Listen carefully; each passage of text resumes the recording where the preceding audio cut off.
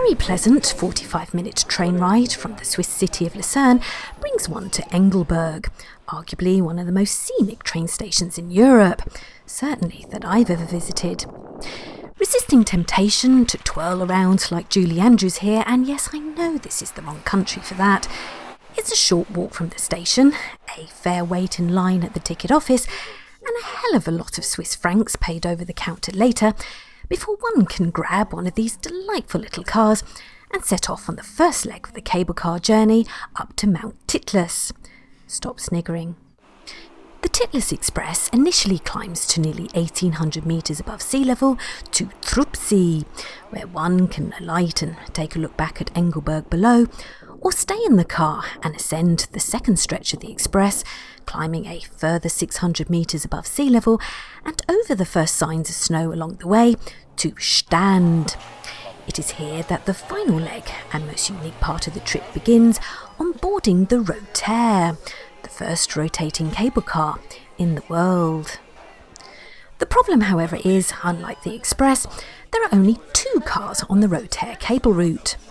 Not only does this mean there's around a 10-minute wait for the next available car to come along,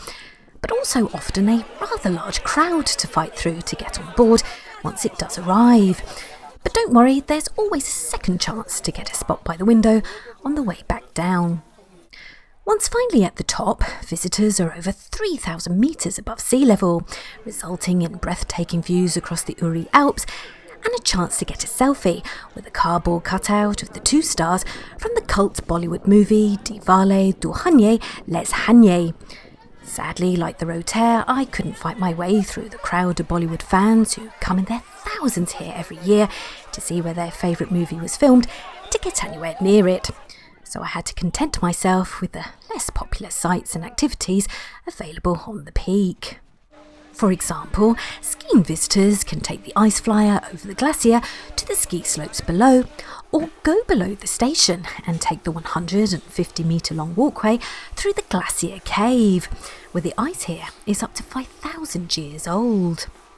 Icy works of art, not quite as old, are dotted along the route, and as so few visitors seem to come down here, one is free to glide through the cave like Elsa from Frozen and belt out the chorus to Let It Go. Only don't get too close to the regulators, otherwise the cold will bother you, indeed. Once visitors have successfully braved the cold, they can try and brave the Titlis Cliff Walk, a 100-metre long suspension bridge hovering 500 metres above any solid ground. As it is a suspension bridge, and apparently this is the highest one in Europe, it does tend to wobble about so, adding to the adrenaline rush or just the frustration of trying to get a decent photo over the side without bobbing about so much. Luckily for me, I did manage to get a position close to the window inside the Rotair cable car on the return journey back down to Stand, and it was well worth elbowing a few people out of the way to get this prize spot, because the 360-degree views enjoyed from the rotating car are absolutely stunning and takes one's mind and stomach off any possible motion sickness.